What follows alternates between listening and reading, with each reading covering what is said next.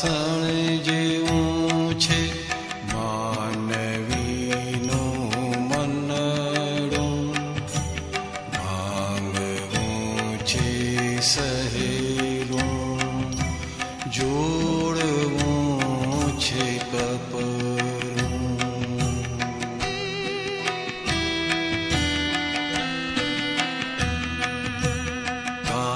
કાચના વાસણ જેવું છે માનવીનું મનડું, ભાંગવું છે સહેલું, જોડવું છે કપરું.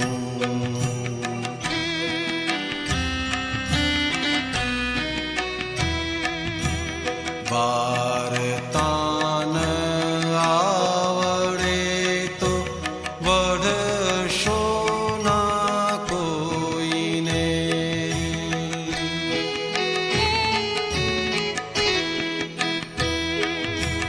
જીભડું જો ફાટશે તો ઘર ધોવાશે રોઈને.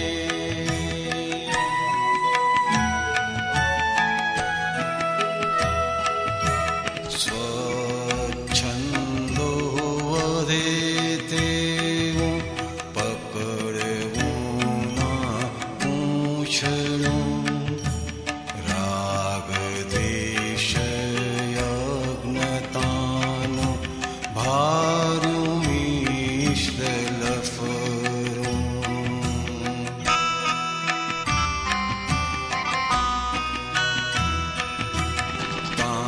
કાચના વાસણ જેવું છે માનવીનું મનડું, ભાંગવું છે સહેલું, જોડવું છે કપરું.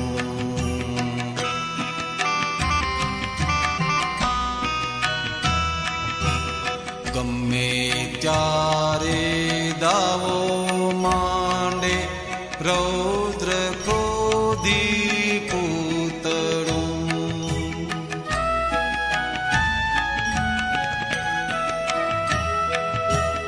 દાખવે કરાર બંધી રોકશે ના ઝઘડવું.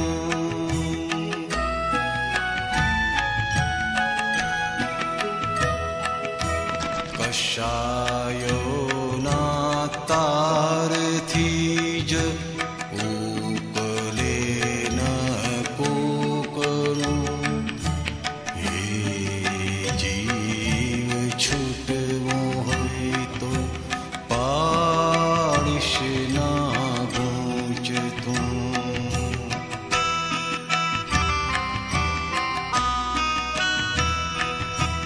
કાચના વાસણ જેવું છે માનવીનું મનડું, ભાંગવું છે સહેલું, જોડવું છે કપરું.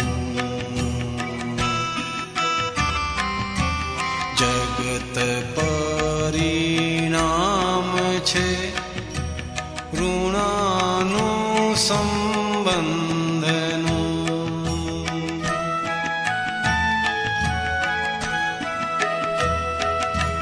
કાર્યફળ બતાવે છે જ્ઞાન વ્યવસ્થિતનું.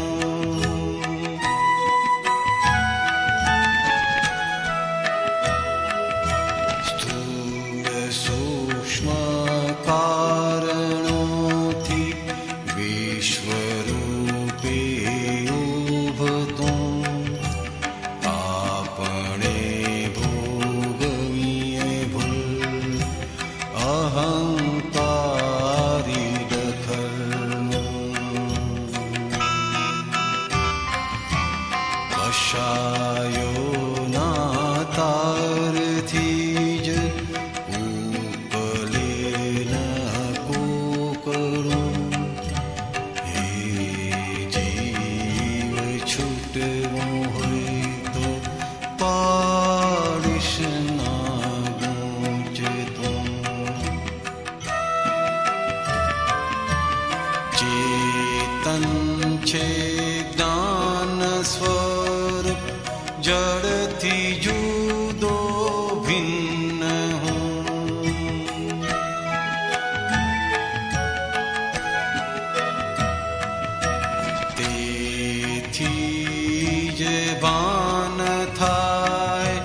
इंद्रियो प्रत्येकनो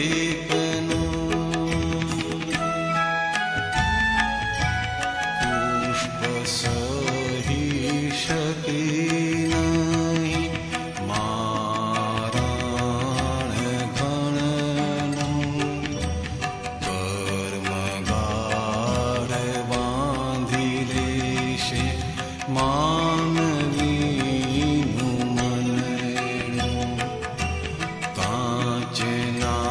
વાસણ જેવું છે માનવીનું મનડું માંગવું છે સહેલું જોડવું છે કપરું પુષ્પ સહી શકી નહીં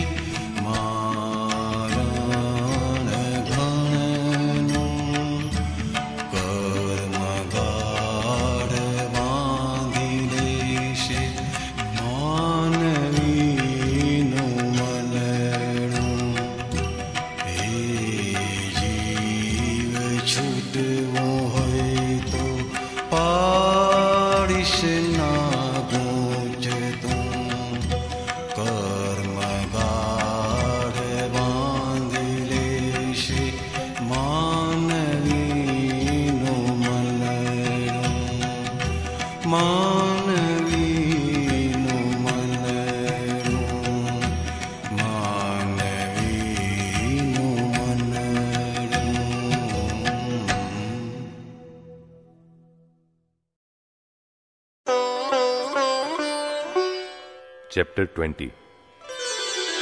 जिस घर में झगड़े न हो वह घर उत्तम है।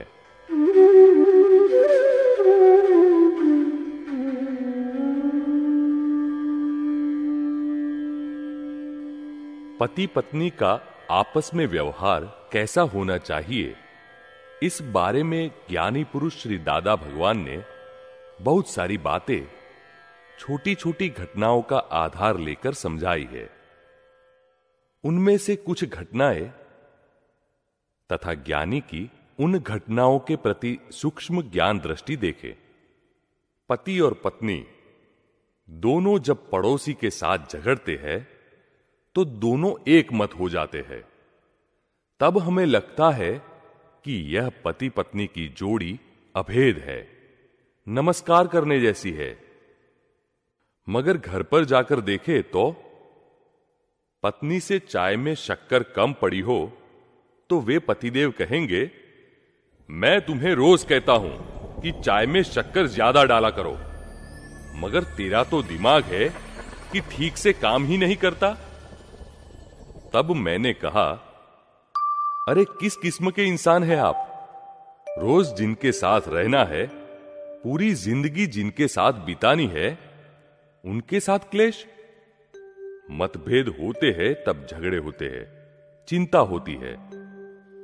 मतभेद में ही यदि ऐसा होता है तो मनभेद में क्या कुछ नहीं होगा? मनभेद होता है तब डाइवोर्स, तलाक ले लेते हैं, और तनभेद होता है तब अर्थी निकलती है, जनाजा निकलता है। घर में आपस में कभी झगड़े की नौबत आ जाए तो बाहर बगीचे में जाकर खूब झगड़ लेने के बाद ही घर में आइए, मगर घर में तो कमरे में लड़ाई झगड़ा नहीं, ऐसा नियम बना देना चाहिए। जहां क्लेश होता है वहां भगवान नहीं रहते, वहां से भगवान चले जाते हैं। भगवान क्या कहते हैं? भक्त के यहां क्लेश नहीं होना चाहिए। एक बार एक भाई साहब अपनी पत्नी को झूला झूला रहे थे, तो मैंने उनसे पूछा, आपके ऐसा करने से वह आपके सिर पर सवार नहीं हो जाती? तब वे बोले, वह कैसे सवार हो सकती है? उसके पास तो हथियार नहीं है, कुछ नहीं है। तब मैंने कहा, यहां तो लोगों को डर रहता है कि औरत सिर पर सवार हो जाएगी तो क्या होगा, इसलिए हम लोग झूला नहीं झूलाते। इस पर उन भाई साहब ने कहा, यह झूला झुलाने का रहस्य आप जानते हैं? मेरे तो 2 ही कमरे हैं, मेरा कोई बंगला तो है नहीं। इन 2 कमरों के घर में यदि पत्नी के साथ झगड़ा हो जाए तो मैं कहां जाकर सोऊंगा? मेरी तो पूरी रात बिगड़ जाएगी ना। इसलिए मैं बाहर सभी के साथ झगड़ा मोल लेता हूं, लेकिन पत्नी के साथ क्लियर ही रहता हूं, अच्छा व्यवहार ही रखता हूं।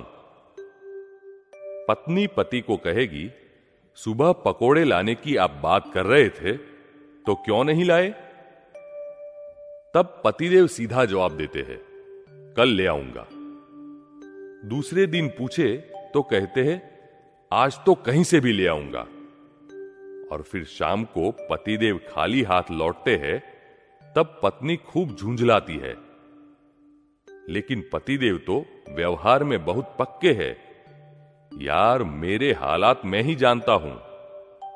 ऐसा कुछ भी कहकर वे पत्नी को खुश कर देते हैं, मगर झगड़ा नहीं करते। और कई पतिदेव ऐसे में क्या कहते हैं, तू मुझे बात बात में दबाती रहती है, जा, मैं नहीं लाने वाला। हमें ऐसा नहीं बोलना चाहिए। इससे हमारे शब्दों का वजन यानी कि बल कम होता है। हम बोल देते हैं, इसीलिए दबे हुए हैं। अरे, वह हमें कैसे दबाएगी? वह बोले तब हमें शांत रहना चाहिए, क्योंकि निर्बल व्यक्ति अधिक चिड़चिड़ा होता है। अतः पत्नी जब गुस्सा हो तब हमें अपना मुंह बंद रखकर उसकी रिकॉर्ड सुन लेनी चाहिए। जिस घर में झगड़े न हो वह घर उत्तम है। अरे, झगड़ा हो भी जाए और फिर जल्द ही बात का रुख बदल ले, तब भी वह घर उत्तम कहलाता है। हमारे अंदर कलुषित भाव ही न रहे हों तो सामने वाले में भी कलुषित भाव नहीं रहते। हम यदि नहीं चिढ़े तो सामने वाला भी शांत हो जाता है। दीवार की तरह बन जाना चाहिए ताकि कुछ सुनाई ही न दे। हमारी शादी को 50 साल हो गए, लेकिन कभी मतभेद नहीं हुए। हमारी पत्नी हीराबा के हाथ से घी गिर जाए तो वह भी हम देखते रहते हैं। हमें उस समय ज्ञान हाजिर रहता है कि वे जानबूझकर तो घी गिराएंगी ही नहीं। अगर मैं कहूं गिराओ, फिर भी नहीं गिराएंगी। अब जानबूझकर कोई घी गिराता होगा? नहीं, फिर भी घी गिर जाता है ना। यही देखने जैसी बात है, इसलिए सिर्फ देखते रहिए। सभी की उपस्थिति में, अग्नि देव की साक्षी में, पंडित की हाजिरी में शादी रचाई, तब पंडित ने आपको सावधान किया था। समय वर्ते सावधान, मगर आपको तो सावधान रहना भी नहीं आया। समय अनुसार सावध सचेत रहना चाहिए। पर यहां तो शादी में समय वर्ते सावधान तो पंडित जी ही बोलते हैं, तो वे ही समझे, शादी करने वाला क्या समझे? सावधान का मतलब है कि पत्नी उग्र हो जाए तो आप ठंडे हो जाइए, सावधान रहिए। अब यदि दोनों झगड़ेंगे तो पड़ोसी देखने आएंगे और फिर तमाशा हो जाएगा या नहीं?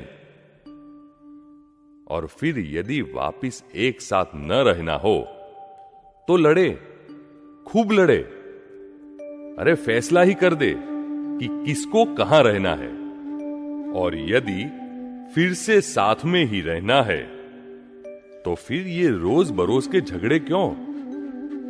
हमें यह सोचना नहीं चाहिए। माना कि स्त्री जाति ऐसी है कि वह नहीं बदलती, मगर हमें तो बदलना चाहिए ना। स्त्री जाति सहज जाति है, वह जल्दी नहीं बदलती। यदि पत्नी चिढ़कर कहे, मैं आपका खाना लेकर ऊपर नहीं आऊंगी, आप नीचे आ जाइए, अब तो आपकी तबीयत ठीक है, आप चलते फिरते हैं, बीड़ी पीते हैं और फिर भी खाने की थाली ऊपर मंगवाते हैं, मैं नहीं लाने वाली। तब हमें धीरे से कहना चाहिए, तुम नीचे खाना लगाओ, मैं अभी आता हूं, मुझसे भूल हो गई बस। ऐसा कहें तो रात कुछ अच्छी बीतेगी, अन्यथा तो रात बिगड़ती है, दोनों को ही नींद नहीं आएगी। ऐसे में सुबह जब चाय का समय होगा, तब पत्नी चाय का प्याला पटक कर बुलाती है ना, और पतिदेव भी तुरंत समझ जाते हैं कि उसने प्याला पटका, फिर वे भी इस एक्शन का रिएक्शन देंगे, और इस तरह जीवन क्लेशमय बन जाता है। जीवन में ऐसी कई छोटी मोटी घटनाएं बनती रहती है, जिससे हमारा सुखमय जीवन क्लेशमय बन जाता है। हमारे जीवन में क्लेश जहर की भांति रग रग में घुल न जाए, इसलिए हमें समय अनुसार सावधान हो जाना चाहिए। हाइलाइट्स: रोज जिनके साथ रहना है, पूरी जिंदगी जिनके साथ बितानी है, उनके साथ क्लेश। मतभेद होते हैं तब झगड़े होते हैं, चिंता होती है। मतभेद में ही यदि ऐसा होता है तो मनभेद में क्या कुछ नहीं होगा। मनभेद होता है तब डाइवोर्स, तलाक ले लेते हैं, और तनभेद होता है तब अर्थी निकलती है, जनाजा निकलता है।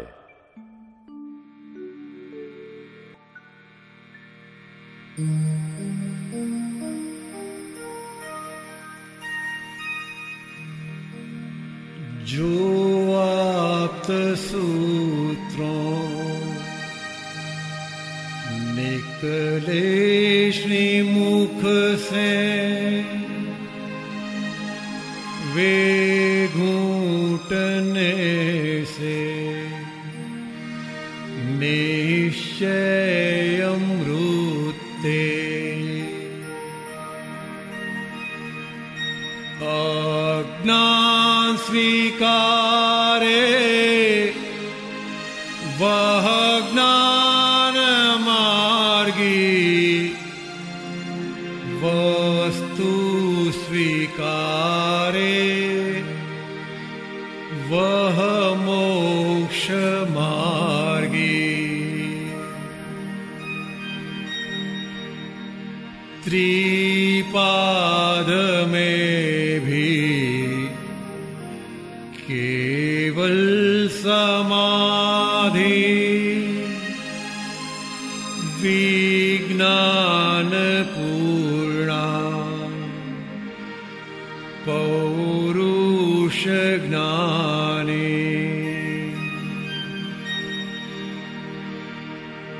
निष्क्लेश घर में भगवान वासो,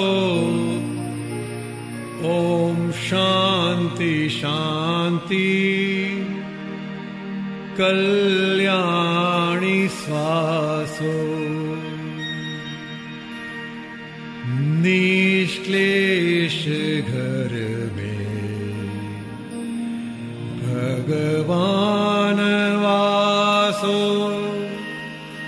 ओम शांति शांति कल्याण श्वासो। ओम शांति शांति कल्याण श्वासो।